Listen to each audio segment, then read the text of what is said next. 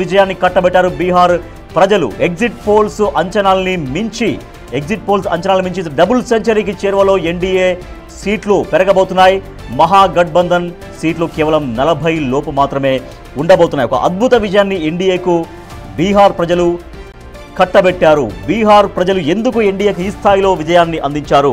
పూర్తి విశ్లేషణ అందించేందుకు మనతో లైవ్లో జాయిన్ అవుతున్నారు రాజకీయ విశ్లేషకులు, ప్రముఖ రాజకీయ విశ్లేషకులు, మాజీ శాసన మండలి సభ్యులు ప్రొఫెసర్ డాక్టర్ కె నాగేశ్వర్ గారు. నమస్తే నాగేశ్వర్ గారు. నమస్తే మిత్రమా. రైట్ నాగేశ్వర్ గారు, వన్ సైడ్గా కనిపిస్తోంది. ఎన్డీఏ అంచనాలను మించి, ఎగ్జిట్ పోల్స్ అంచనాలను మించి ఈ స్థాయిలో సీట్లు రాబట్టడానికి గల కారణం ఏం విశ్లేషిస్తారండి? అంటే చాలా అనూహ్యమైన పరిణామమే. వాస్తవంగా ఎన్డీఏ ప్రభుత్వం పైన తీవ్రమైన యాంటీ ఇన్కంబెన్సీ ఉంది అని కూడా అనేక సర్వేలు చెప్పాయి. బట్ ఫైనల్గా రిజల్ట్స్కి వచ్చే వరకు 243 సీట్స్లో 200 సీట్స్ గెలవడం అనేది చాలా రిమార్కబుల్ విక్టరీ అవుతుంది. సో అనేక ఫ్యాక్టర్ దీనికి దోహదం చేసి ఉండాలి. ఒకటి, మీకు ఎన్డీఏ ఈజ్ మోర్ యునైటెడ్. అంటే ఎన్డీఏ పార్టీల మధ్య ఐక్యత, వాటి మధ్య ఓట్ ట్రాన్స్ఫర్ కావచ్చు, కెమిస్ట్రీ పర్ఫెక్ట్గా పనిచేసింది. ఇప్పుడు 2020లో మీకు చిరాగ్ పాస్వాన్ స్పాయిలర్గా పనిచేశాడు. చిరాగ్ పాస్వాన్ జేడీయూకు వ్యతిరేకంగా పోటీ చేశాడు. లోక్ జనశక్తి పార్టీ బీజేపీని సమర్థించాడు, కానీ జేడీయూని వ్యతిరేకించాడు. దానివల్ల జేడీయూ బాగా దెబ్బతిన్నది. ఈసారి ఆ ప్రాబ్లం లేకుండా జేడీయూ భారీ విజయాన్ని కూడా సాధించింది. ఎందుకంటే ఎల్జేపీ కూడా ఎన్డీఏలో కలిసే పోటీ చేసింది. అందువల్ల ఆ ఎన్డీఏలో ఐక్యత కనబడితే మీకు మహాగఠబంధన్లో వీక్నెస్ కనబడేది. ఫ్రెండ్లీ ఫైట్స్ అని కూడా జరిగాయి. ఈ ఫ్రెండ్లీ ఫైట్స్లో చాలా చోట్ల మీకు మహాగఠబంధన్ ఓడిపోయింది కూడా. అంటే మహాగఠబంధన్ భాగస్వామ్య పక్షాలే పరస్పరం పోటీ పడే చోట ఓడిపోయారు. సో ఇది మొదటి ఫ్యాక్టరు. రెండో ఫ్యాక్టర్ ఏంటంటే, మీకు నితీష్ కుమార్ ప్రభుత్వం చివరి క్షణంలో 10,000 రూపీస్ ప్రతి ఒక్కరి అకౌంట్లో, మహిళల అకౌంట్లో వేశారు. 1.3 crore మహిళల అకౌంట్లో వేశారు. అంటే 1.3 crore మహిళల అకౌంట్లో 10,000 పడడం అంటే మామూలు విషయం కాదు. ప్రతిసారి నితీష్ కుమార్కు మహిళా ఓటు సహకరిస్తుంది. ప్రతిసారి మహిళలు ఎక్కువ మంది ఓట్లు వేస్తారు కూడా బీహార్లో. ఈసారి అయితే రికార్డు స్థాయిలో మహిళల ఓటింగ్ పర్సెంటేజ్ 71%కి పోయింది. సో మహిళలు, ఎందుకంటే బీహార్ చాలా పేద రాష్ట్రం, మెజారిటీ ప్రజలకు నెలకు 6,000 ఇన్కమ్ కూడా లేదు. అందువల్ల అక్కడ 10,000 రూపాయల అకౌంట్లో వేయడం అనేది మామూలు విషయం కాదు. అయితే మహాగఠబంధన్ 30,000 రూపీస్ ప్రామిస్ చేసింది. 30,000 ప్రామిస్ కన్నా వచ్చిన 10,000 ఓకే, అది కూడా ఎన్నికల సమయంలో వచ్చింది. ఎన్నికల కమిషన్ మరి మోడల్ కోడ్ ఆఫ్ కండక్ట్ అని చెప్పి ఏమి ఆపలేదు, ఆన్గోయింగ్ స్కీమ్ అని చెప్పి కంటిన్యూ చేయించింది. సో ఆ 10,000 రూపాయలు 1,30,00,000 మహిళలకు అకౌంట్లో పడడం అంటే మామూలు విషయం కాదు. దానికి తోడు 2 లక్షల రూపాయల లోన్ కూడా ఇప్పిస్తామని ప్రామిస్ చేశారు. అలాగే పెన్షన్లు 1.2 crore పీపుల్కు పెన్షన్స్ 400 రూపాయల నుంచి 1,100 రూపీస్కు పెంచారు. అందువల్ల మీకు నరేంద్ర మోడీ దేశమంతటా రేవడీ కల్చరు, ఈ ఉచితాలు సమాజాన్ని నాశనం చేస్తున్నాయి, ఎకానమీ నాశనం చేస్తున్న ఉపన్యాసాలు ఇస్తాడు. బీహార్లో మాత్రం ఆ రేవడీసే ఎన్డీఏను గెలిపిస్తోంది. ఇది రెండో ఫ్యాక్టర్. మూడో ఫ్యాక్టర్ ఏంటంటే యాంటీ ఇన్కంబెన్సీ ఓటులో స్ప్లిట్ రావడం. మీకు యాంటీ ఇన్కంబెన్సీ ముఖ్యంగా యూత్లో పెద్ద ఎత్తున వ్యతిరేకత ఎన్డీఏ ప్రభుత్వం పైన ఉంది, ఉద్యోగాల కల్పన పైన. కానీ అటు ఒకవైపు తేజస్వి యాదవ్, మరోవైపు ప్రశాంత్ కిషోర్ పార్టీ. సో అరిథమెటిక్గా ఎంత డివైడ్ చేసింది, ఏ కాన్స్టిట్యున్సీలో మీకు జనస్వరాజ్ పార్టీకి ఎన్ని ఓట్లు వచ్చాయన్నది ఒక డైమెన్షన్ అయితే, పొలిటికల్ నరేటివ్ కాస్త వన్ సైడెడ్గా లేకుండా ప్రశాంత్ కిషోర్ అడ్డుపడ్డాడు. సో ప్రశాంత్ కిషోర్ కూడా అన్ఎంప్లాయ్మెంటు ఇష్యూస్ రైజ్ చేసి యూత్ను అట్రాక్ట్ చేశాడు. దాంతో మహాగఠబంధన్కు యాంటీ ఇన్కంబెన్సీ యూత్ ఓట్ను కంప్లీట్గా ర్యాలీ చేసుకోకుండా ప్రశాంత్ కిషోర్ ఫ్యాక్టర్ ఎఫెక్ట్ అయింది. దాంతోపాటు మీకు ముస్లిం ఓట్లో మీకు 2 రకాల డివిజన్లు కనపడ్డాయి. ఒకటి ఎంఐఎం కొంత డివైడ్ చేసింది కొన్ని చోట్ల. అలాగే పాస్మండా ముస్లిమ్స్ అంటారు, అంటే వెనుకబడిన ముస్లింలు జేడీయూకి కూడా ఓటేశారు గణనీయంగా. సో అందువల్ల అపోజిషన్ స్పేస్లో ఉన్న బలమైన ఓటు బ్యాంకుల్లో కూడా చీలిక వచ్చింది. నాలుగవది ఎప్పుడైతే తేజస్వి యాదవ్ను చీఫ్ మినిస్టర్ ఫేస్గా ప్రకటించారో మీకు యాదవ్ ఓటు కన్సాలిడేట్ అయింది, కానీ నాన్ యాదవ్ కన్సాలిడేషన్ కూడా జరిగింది. ఇప్పుడు యాదవ్లు బీహార్లో 14%, మీకు ముస్లిమ్స్తో కలుపుకుంటే మోర్ దెన్ 30% అవుతారు ఎంవై. కానీ మీకు ఎప్పుడైతే నాన్ యాదవ్ ఓటు కన్సాలిడేట్ అయిందో, అంటే యాదవ్ల డామినేషన్ ఉంటుంది, మీకు బీహార్ గ్రామసీమల్లో నాన్ యాదవ్ కన్సాలిడేషన్ చాలా ఇంపార్టెంట్ ఫ్యాక్టర్. ఎందుకంటే ఈబీసీస్ బీహార్లో ఎక్స్ట్రీమ్లీ బ్యాక్వర్డ్ కాదు 36% ఉంటారు. సో ఎప్పుడైతే మళ్ళీ లాలూ రాజ్యం వస్తుంది అనే భావనను కూడా పెద్ద ఎత్తున ప్రచారం చేశారు. సో అందువల్ల ఈ యాంటీ యాదవ్ కన్సాలిడేషన్ కూడా నీకు ఎఫెక్ట్ చేసి ఉండాలి కొంత మహాగఠబంధన్. సో దీనికి తోడు ఆరవది మీకు మోడీ నితీష్ కుమార్ల కామన్ ఫ్యాక్టర్ ముందు తేజస్వి అనే ఫ్యాక్టర్ ఎఫెక్ట్ చూపలేకపోయింది. ఇలా అనేక అంశాలు దోహదం చేస్తే ఒక ఎలక్షన్ విక్టరీకి ఒకే అంశం ఉంటుందని చెప్పలేము. రైట్, నాగేశ్వర్ గారు అడిగింది మీరు చెప్తున్నట్టుగా Modi and Nitish versus Rahul and Tejashwi, అంటే వాళ్ళతో కంపేర్ చేసుకుంటే రాహుల్ అండ్ తేజస్వి జనరల్గా యూత్స్కి ఎక్కువగా వాళ్ళు ఐకాన్గా చూస్తుంటారు, అంటే యువతకు ప్రాతినిధ్యంగా చూస్తుంటారు. కానీ వాళ్ళని నివారించడంలో వీళ్ళిద్దరు ఎందుకు వైఫల్యం చెందారు? ఈ జోడీ రాహుల్ అండ్ తేజస్వి యాదవ్ జోడీ ఎందుకు ఫెయిల్యూర్, ఇంత స్థాయిలో ఫెయిల్యూర్ అయింది అనేది? అంటే రాహుల్ యూత్ ఐకాన్గా ఎవరు చూస్తున్నారో నాకు తెలియదు. మరి మీరు అంటున్నారు వాస్తవంగా యంగర్ ఓటర్స్లో కూడా నరేంద్ర మోడీ ఇన్ఫ్లుయెన్స్ చాలా ఎక్కువ. మీకు యంగ్ ఓటర్స్లో ఇప్పుడు సోషల్ మీడియాలో కూడా చూడండి, యూత్ ఎక్కువగా, జెన్జీ ఎక్కువగా ఉంటుంది. సోషల్ మీడియాలో కూడా మోడీ ప్రజెన్స్ ఎక్కువ, రాహుల్ గాంధీ ప్రజెన్స్ కాదు. రాహుల్ గాంధీ వయసు రీత్యా మోడీ కన్నా యంగ్ కావచ్చు, యూత్ ఓట్ను రాహుల్ గాంధీ అట్రాక్ట్ చేసింది ఎక్కడా లేదు. అందువల్ల మీకు తేజస్వి యాదవ్ డెఫినెట్గా యంగ్ ఓటర్స్ అట్రాక్ట్ చేశారు, కానీ అక్కడ ప్రశాంత్ కిషోర్ ఫ్యాక్టర్ కూడా పనిచేసింది. డెఫినెట్గా ఒకవైపు ఏమో అన్ఎంప్లాయ్మెంట్ ఇలాంటి అంశాలపైన యువ ఓటర్లు ఉన్న అసంతృప్తి ఒకవైపు, మరోవైపు ఏమో 10,000 రూపాయలు మహిళలకు ఓటు ఇవ్వడము, పెన్షన్లు ఇవ్వడము, ఈ రెవడీస్ అంటే ఉచితాల ప్రభావం మరోవైపు. ఉచితము వర్సెస్ ఉద్యోగము అనేటప్పుడు ఉద్యోగము వస్తుందో లేదో తెలియదు. తేజస్వి యాదవ్ ప్రామిస్ కొంత నమ్మకం కలిగించినా కూడా, కానీ మీకు ఉచితమేమో ఇమీడియట్గా అందుతుంది. ఇప్పుడు హ్యూమన్ సైకాలజీ ఏంటంటే bird in hand is better than 10 in bush అంటారే. అంటే చేతిలో పడ్డదానికి ఎక్కువ రియాక్ట్ అవుతారు తప్ప ప్రామిస్కి ఎక్కువ రియాక్ట్ కారు. సో అందువల్ల మీకు యంగర్ సెక్షన్స్లో కాస్త వ్యతిరేకత ఉన్నా దాన్ని అధిగమించగలిగి ఎన్డీఏ గెలవగలిగింది. సో ఆర్జేడీ విషయం తీసుకుంటే గతంలో లాస్ట్ టైం ఇది లార్జెస్ట్ పార్టీగా ఆర్జేడీ ఉంది, కానీ అంటే అప్పుడు లార్జెస్ట్ పార్టీగా అవతరించడానికి అప్పుడు దోహదపడ్డ కారణాలు ఏంటి, ఇప్పుడు పూర్తిగా పడిపోవడానికి గల కారణాలు ఏంటి, పర్టికులర్ ఓన్లీ ఆర్జేడీ విషయం తీసుకుంటే? అలా ప్రతి ఎన్నికను మనం ఒక ఎన్నికను ఇంకో ఎన్నికను ఎప్పుడూ కంపేర్ చేయకూడదు. 2020లో ఏమైంది, 2015లో ఏమైంది, 2010లో ఏమైంది అని కంపేర్ చేసుకుని పోతే అది ఎక్కడికి తెగదు. ఏ ఎన్నిక ఆ ఎన్నికగానే చూడాలి. ప్రతిసారి బ్యాక్ అండ్ ఫోర్త్ వెళ్ళడం వల్ల ఉపయోగం లేదు.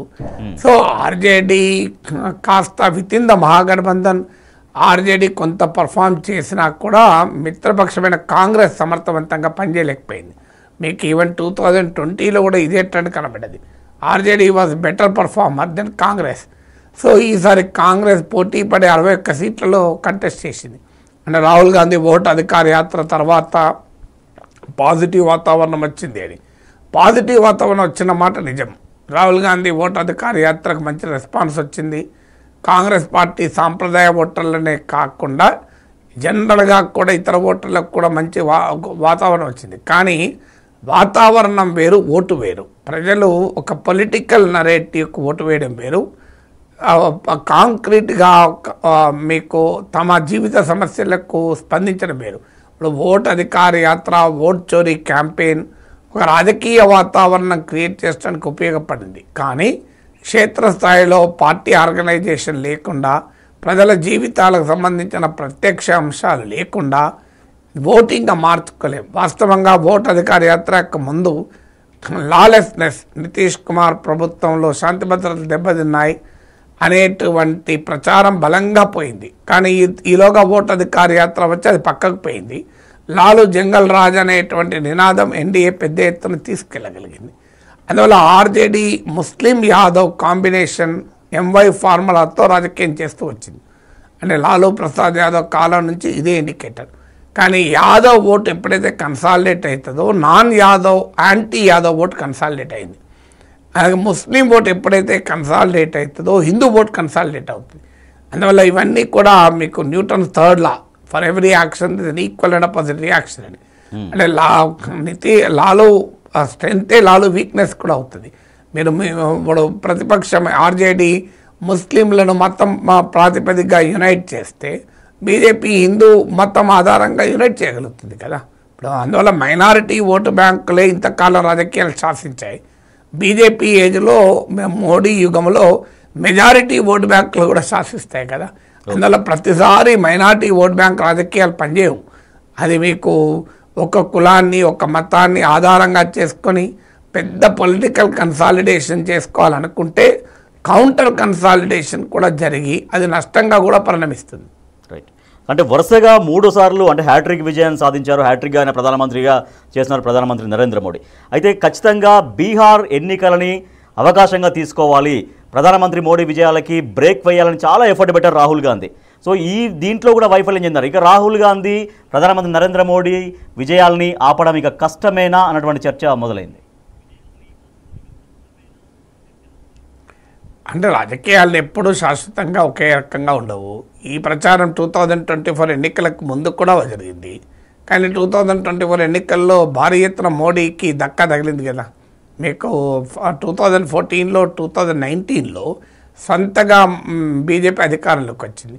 2024 వచ్చే వరకు 240 సీట్స్కే పరిమితమైంది. సో ఈసారి 400 సీట్లు వస్తాయని ఎగ్జిట్ పోల్స్లో హైప్ కూడా ఇచ్చారు.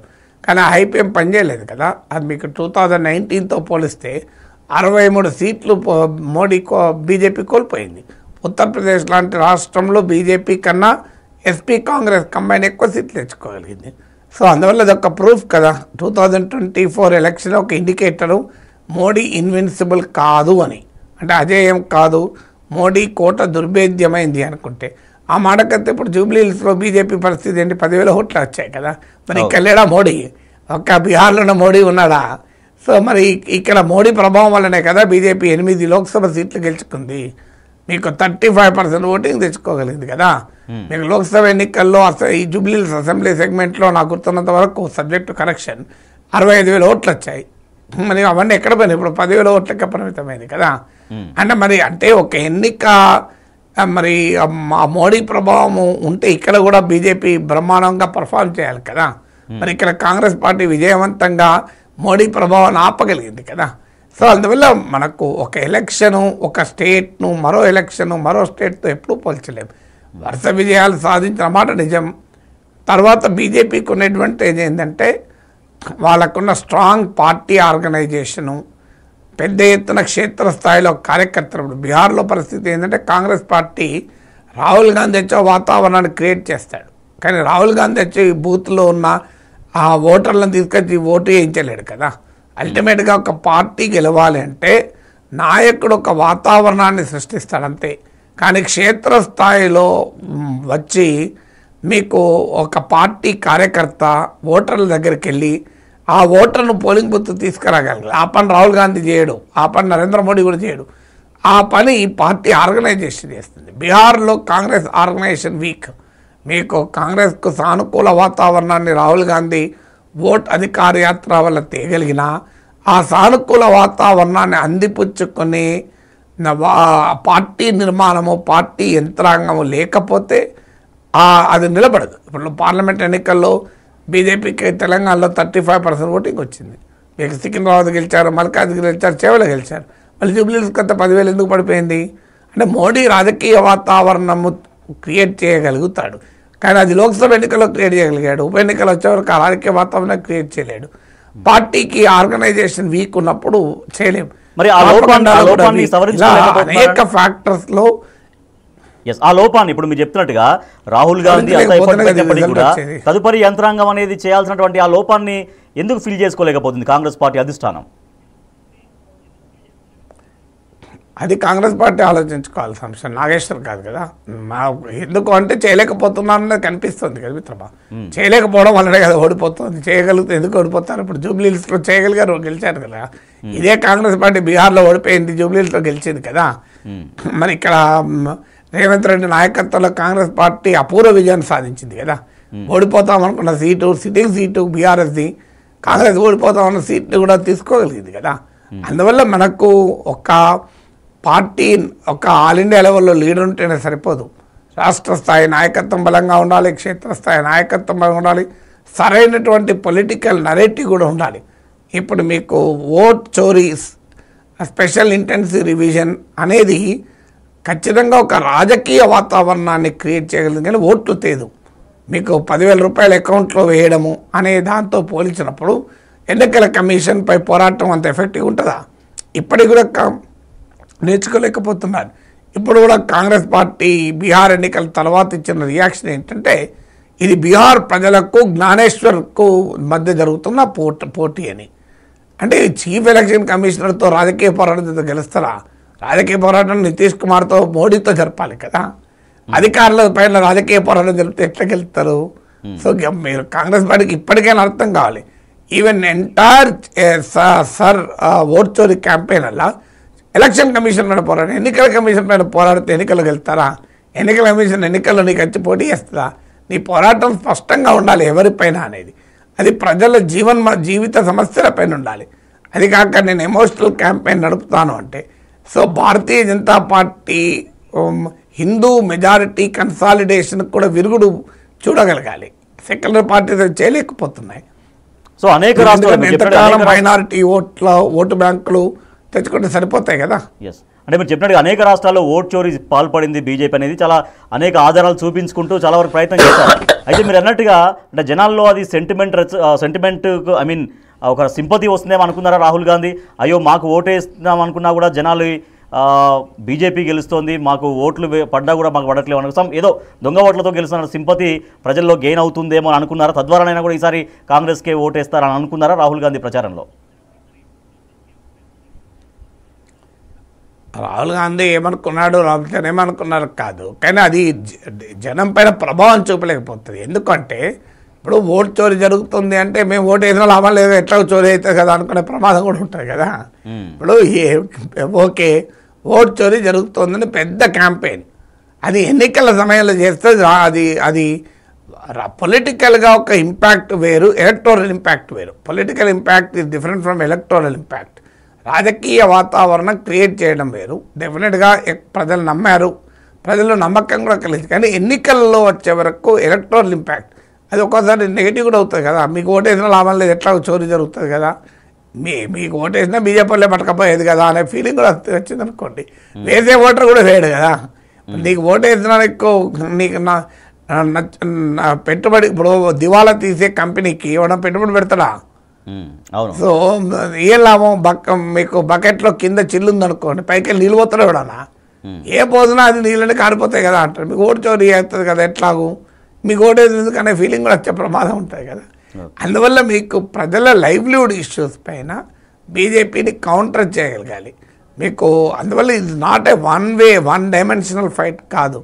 ఒక పార్టీ ఆర్గనైజేషను, లీడర్షిప్, నరేటివ్, ఇలా అన్నిట్లో కూడా anti Modi, anti BJP forces విజయం సాధిస్తే తప్ప మోడీ జగన్నాథ్ రథచక్రాలు ఆపలేరు.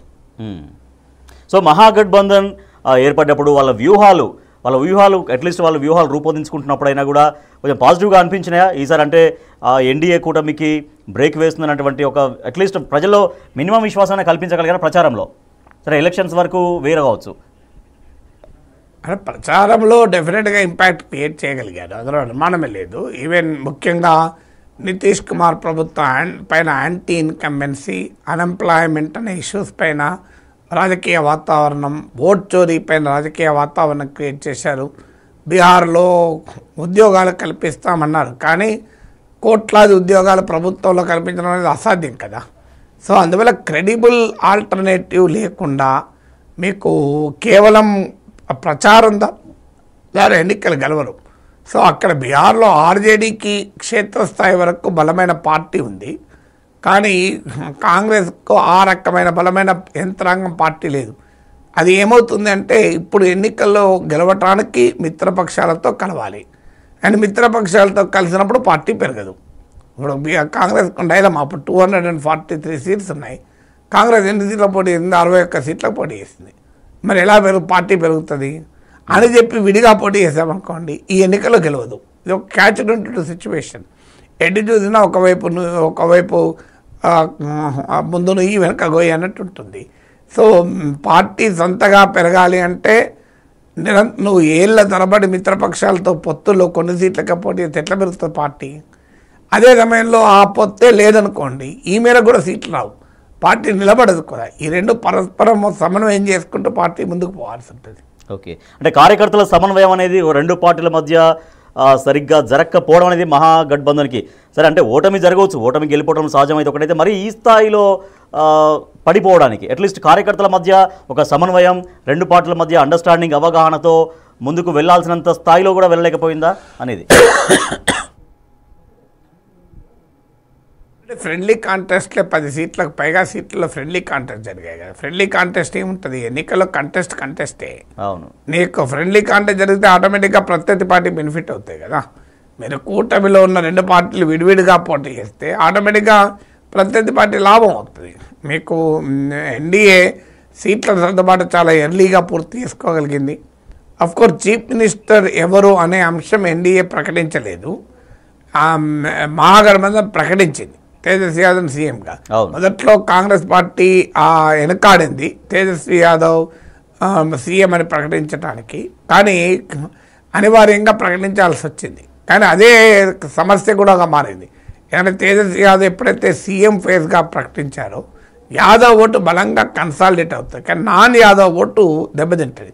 ఇప్పుడు మీకు 2014లో జగన్మోహన్ రెడ్డి పవర్లోకి వస్తాడు అనే వాతావరణం క్రియేట్ అయినప్పుడు పెద్ద ఎత్తున మాలా ఓటర్స్ జగన్మోహన్ రెడ్డి గ్రామాల్లో ఉండండి. ఇప్పుడు జూబ్లీ హిల్స్ లో ఘన విజయం సాధించిన నవీన్ యాదవ్ మాట్లాడుతున్నారు, లైవ్ లో చూద్దాం. జూబ్లీ హిల్స్ ప్రాంత ప్రజలందరూ కూడా దాదాపు 25,000 మెజారిటీతో నన్ను ఆశీర్వదించినందుకు నా ప్రాంత